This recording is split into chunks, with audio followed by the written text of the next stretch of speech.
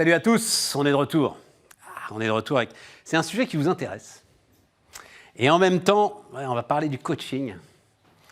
Et en même temps, Julien, faire le tri entre le bon grain et l'ivraie, c'est sans doute ce qu'il y a de plus compliqué là dans ton secteur. C'est difficile de faire des choix en général, et dans ce cas particulier... Comment est-ce que je sais, moi, que Julien, par exemple, est un bon coach qui va m'apporter ce dont j'ai besoin par rapport à Pierre, Paul ou Jacques?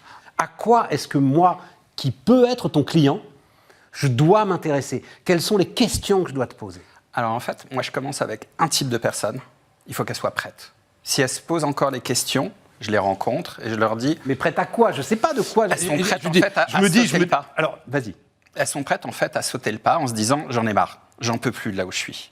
C'est plus acceptable d'être dans ma situation, que ce soit un bore-out parce qu'elle s'embête comme c'est pas possible au bureau ou en fait qu'elle est cramée parce qu'il y a trop de pression. En fait, elle a envie de changer sa situation, la situation actuelle, et elle ne sait pas comment le faire. Elle se pose des questions depuis des mois, voire des années, et les réponses, ce n'est pas celles qu'elle veut. Et pour une bonne raison, moi je l'ai expérimenté aussi, quand j'ai eu la même chose, puisque j'ai fait la même chose, à un moment, on a besoin d'un miroir, de quelqu'un qui soit là, un sparring partner, bienveillant, et bizarrement, les réponses, on les a nous, mais on n'arrive pas à les trouver. Il y a une partie de notre cerveau qui les a bien enfouies et qui les lâche une fois qu'il y a de la confiance. Ouais. Et là, c'est assez magique. Oui, mais tu ne réponds pas à ma question. Ok, donc quelqu'un qui... Alors, mais on est bien d'accord, l'idée n'est pas forcément de changer de job. C'est-à-dire, ok, j'en peux... Parce que quand tu disais « j'en peux plus de ma situation tu n'es pas un cabinet de recrutement. Non, voilà, l'idée, c'est vraiment de trouver des solutions aux problèmes qu'on a.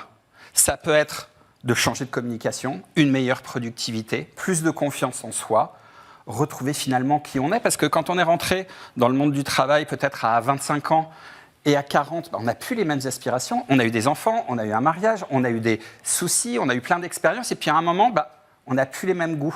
On n'a plus la même envie. Moi, ça m'est arrivé. Et je n'ai pas compris, en fait, à 40 ans, pourquoi j'étais moins excité d'aller à tel événement. Tu faisais quoi comme job? En fait, je travaillais dans une boîte de luxe. Ouais. Et à l'époque, j'étais responsable marketing de montres et de joaillerie. Et mon fils est né... Pas mal, il y a pire comme job. Ouais, c'est bien, ouais. Et j'en avais fait des pas mal aussi avant. Et en fait, mon petit garçon est né le jour de la Biennale des Antiquaires. Et en fait, la veille, moi, j'allais au dîner de gala de la Biennale des Antiquaires. Ouais. Et puis à 10h, ça a fait... Ils me l'ont mis dans les mains, j'ai appelé et je leur ai dit, je viens pas ce soir. Oh mon Dieu. Et voilà. Et de là, en fait, est né un doute. Je ne savais plus, en fait, qu'est-ce que je voulais faire. Et à tel point qu'en fait, j'ai commencé à devenir... C'est la crise du travail que tu racontes. Ouais, mais c'était vraiment ça. En fait, je devenais triste. Et j'ai eu la chance d'avoir C'est assez émouvant, en fait, quand on y pense. Mon patron m'a donné un coach parce qu'il voyait que j'étais plus content. Ouais, voilà, c'est ça. Et en fait, en 10 sessions, qu'est-ce qui s'est passé? Il s'est passé un truc... T'es devenu coach, tu t'es barré, t'es devenu coach. Ce qui s'est passé à la 10e session, elle me dit de quoi on va parler. Et elle était anglaise. Je fais What are we talking about? Je lui fais I'm leaving. Et là, elle m'a regardé, elle m'a fait About fucking time. Ouais. Et en fait, c'était ça. Ouais. Et j'ai trouvé ça tellement exceptionnel que la boîte s'occupe. Mais elle ne pouvait pas se le permettre de te suggérer. Elle avait identifié ça très vite. Coaching. Voilà, c'est ça. C'est moi qui ai vraiment bataillé internellement pendant 3 mois, et avec ma famille, en me disant mais qu'est-ce que je vais faire? Et je suis parti en ayant des directions, mais pas un plan. Et le plan, je l'ai trouvé avec ma formation de coaching, en me disant voilà. Mais ça ne répond pas à ma question. Ok, moi je suis là, client potentiel, j'en peux plus. Ouais. Ok. Vous êtes quand même énormément aujourd'hui sur le marché. Ouais. Chacun avec sa spécificité, chacun avec ses forces et faiblesses. Oui. Et moi, j'ai pas le droit de me planter quand même. Je vais jouer ma vie là en discutant avec toi. Donc, quelles sont les bonnes questions que je dois poser pour savoir si on va pouvoir bosser ensemble? La meilleure question, c'est qu'est-ce qui est important pour la personne? Qu'est-ce qui est le plus important pour la personne? Et en fait, elle va nous répondre, je me sens pas bien, c'est dans le boulot, c'est dans la vie. Je dis moi, je suis ton client, moi, je veux savoir si je vais travailler avec toi, tu vois. C'est ça le truc. En fait, la bonne question, c'est pourquoi? Pourquoi vous avez envie de travailler? Moi, en fait, la vraie question, en fait, c'est que j'ai envie de trouver les bons clients pour moi. Donc, je leur demande si leur choix, c'est juste une passade ou si c'est un vrai besoin. Ouais. Parce qu'en fait, moi, je ne fais pas du coaching comme ça. Je fais un vrai coaching qui est sur une durée resserrée, qui est vraiment intense et on n'a pas de temps à perdre. On va y aller. C'est quoi une durée resserrée? C'est quoi? C'est 3 mois. 3 mois à raison de combien d'heures par semaine? Toutes les semaines. 1h30. 1h30 toutes les semaines. Et en plus, entre les sessions, comme un athlète, il y a des sessions d'entraînement en fait, qui sont des travaux à la maison où en fait, on se focalise. Donc la personne va passer 1 heure, 2 heures, 3 heures avec elle toutes les semaines. Mais pour revenir au point de départ, on a un premier rendez-vous où moi, je détermine avec la personne si elle en a besoin ou pas. Et à partir de là, on peut travailler. Sinon, je dis bah non, faut pas. Tu peux refuser des clients? Ah, moi, je le fais tout le temps. Ah, je le fais tout le temps. Je fais pas un closing. 0. Je ne fais aucun closing. Qu'est-ce que tu appelles un closing? C'est forcer à ce qu'ils viennent vers moi. D'accord. Moi, je leur dis voilà, les règles sont ça, je vous envoie une proposition, revenez vers moi pour me dire si c'est oui ou non. Éventuellement, donnez-moi un feedback. Il y en a qui le font d'une façon très généreuse.